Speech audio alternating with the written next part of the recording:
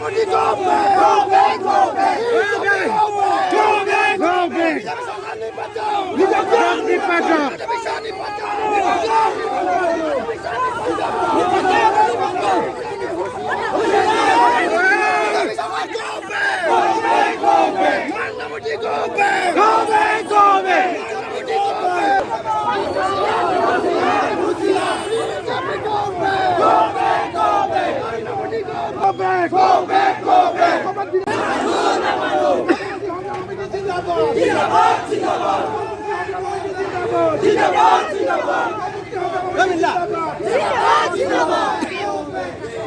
BJP go back, go back, go back. Narendra Modi walk go back. Narendra Modi walk go back. Go back, go back. সকলোৱে জানে যে নাগৰিকত্ব সংশোধনী আইনৰ বিৰুদ্ধে অসমৰ 5জনকৈ সফল ডেকা ইতিমধ্যে জীৱন দিলে। 5জন সফল ডেকা গুলিয়াই হত্যা কৰিলে। তাৰ পিছত কিন্তু অসমৰ মানুহে আজিলৈকে কাম আনি লোৱা নাই। নাগৰিকত্ব সংশোধনী আইনৰ জৰিয়তে আমি বাৰম্বাৰ কৈছিলোঁ যে লাখে লাখে বাংলাদেশী লোকে অসমত নাগৰিকত্ব পাব, কিন্তু নৰেন্দ্ৰ মোদী চৰকাৰে অসমৰ মানুহৰ জাতি ধৰ্ম নিৰ্বিশেষে অসমৰ মানুহৰ সহমতক নামানি তেওঁলোকে জোৰ জবৰদস্তি কাজ জাপি দিলে। আজি জাপি দিয়াৰ পিছত 17 জুলাইত কেন্দ্ৰীয় চৰকাৰৰ নিৰ্দেশত হিমন্ত বিশ্ব শৰ্মায়ে অসমৰ প্ৰতিখন জিলা ডিচি এছপিলৈ নটিচ দিছে যে মুছলমানক বাদ দি অসমত থকাৰ একেদিনাই 69,500 মানুহৰ নাগৰিকত্ব কেছ উঠাই ল'ব লাগে। অৰ্থাৎ 17 জুলাইত একেদিনাখনেই 69,500 মানুহে বিদেশী মানুহক এই বিজেপি চৰকাৰে নাগৰিকত্ব দিছে।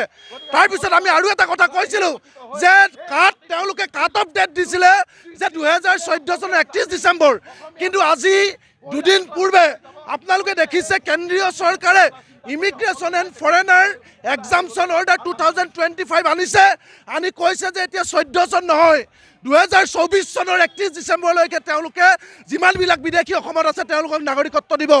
কাইলৈ নৰেন্দ্ৰ মোদী গোলাঘাটলৈ আহিব। আমাৰ নৰেন্দ্ৰ মোদীক স্পষ্ট কথা, তুমি কোনখন মুখেৰে কৈছিলা 16 মে'ৰ পিছত বিদেশী যাব বুলি? ইয়াত নাটক কৰিবলৈ আহিছা। আমাৰ NRLৰ জৰিয়তে আমাৰ সম্পদ লাগে, কিন্তু আমাৰ ওপৰত বিদেশী জাপি দিব, আমি এইটো কেতিয়াও মানি নলওঁ। নৰেন্দ্ৰ মোদীয়ে কৈছিলে 16 মে'ৰ পিছত বিদেশী যাব, তাৰপিছত কেনেকৈ 69,500 হিন্দু বঙালী অসমত নাগৰিকত্ব পাব? কেনেকৈ আৰু 10 বছৰ পিছুৱাই 14ৰ পৰা 24লৈ কৰি দিয়া হৈছে, আমি কেতিয়াও মানি নলওঁ। আজি 6 জনগোষ্ঠী অসমৰ 47% মানুহে আন্দোলন কৰিছে।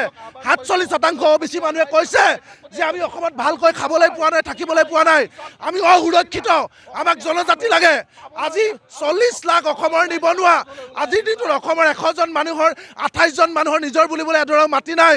আজিৰ দিনটোত চাকৰি নাই, বাকৰি নাই, মূল্য বৃদ্ধি জুৰুলা হৈছে। আজি ইয়াত নগাই আমাৰ অসমৰ মাটি কাঢ়ি লৈছে, আমাৰ অসমৰ মানুহক মাটিৰ পট্টা দিব নোৱাৰে।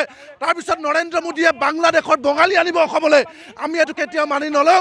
কাইলৈ নৰেন্দ্ৰ মোদী আহিছে, আমি স্পষ্টকৈ কৈছোঁ তোমাৰ কাইলৈ আমি শান্তিত মিটিং কৰিবলৈ নিদিওঁ, যি পৰিস্থিতি হয় হ'ব। নৰেন্দ্ৰ মোদীয়ে কাইলৈ শান্তিৰে মিটিং কৰিব নোৱাৰে, আমি স্পষ্ট কৈছোঁ। আজি আমি কলা পতাকা প্ৰদৰ্শন কৰিছোঁ, কাৰণ নৰেন্দ্ৰ মোদীয়ে মিছা কথা কৈছে। নৰেন্দ্ৰ মোদীয়ে NRLত সম্পদত চকু দিয়ে, কিন্তু আমাৰ ওপৰত বিদেশী জাপি দিয়ে, আমি কেতিয়াও মানি নলওঁ।